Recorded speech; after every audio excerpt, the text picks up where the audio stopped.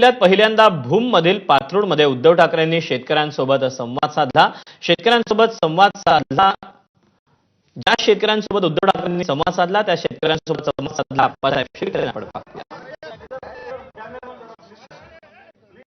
साक्षात म्हणजे ज्या शेतकऱ्याला 1 रुपया बी आलेला नाही खात्यावर आणि एनडीआरएफच्या निकषानुसार 3 टप्प्यात मदत दिली। जर कोणी एका शेतकऱ्याला कुठे 1000 रुपये, दुसऱ्या शेतकऱ्याला कुठे 1500 रुपये 3 टप्प्यात दिली, ते 18,500 तर सोडूनच द्या, पण एनडीआरएफच्या निकषानुसार सुद्धा मदत आम्हाला आजपर्यंत पोहोचलेली नाही।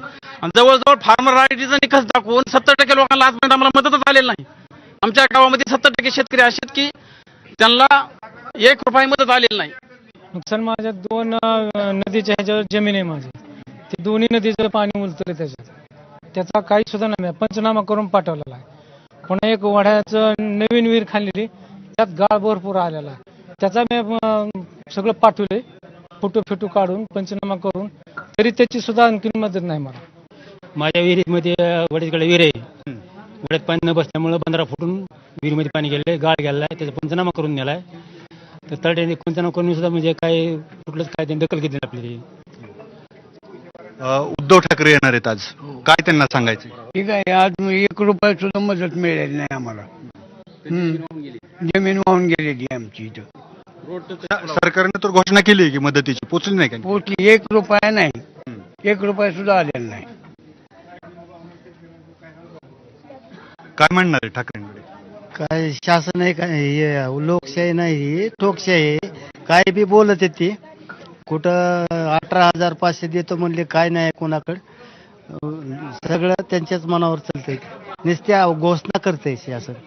देणार म्हणतात की काय देतंय, नुसतं का पाहन ते 3 मुख्यमंत्री आहेत महाराष्ट्राला, हा काय 3 नुसते पोकारतात, आश्वासनं देतात पण काही देत नाहीत।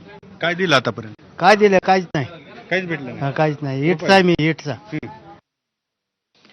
उद्धव ठाकरेंसमोर शेतकऱ्यांनी कशा पद्धतीने व्यथा मांडल्या त्या आपण पाहूया।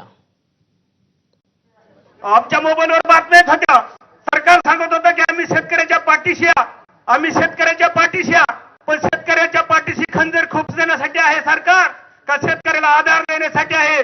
हे या महाराष्ट्राच्या मुख्यमंत्र्यांना आम्हाला एकदा सांगितलं पाहिजे। शेतकऱ्याच्या पाठीमागे कशासाठी उभा आहात हे आम्हाला प्रश्न या मुख्यमंत्र्याला यावर्षी विचारायचा आहे।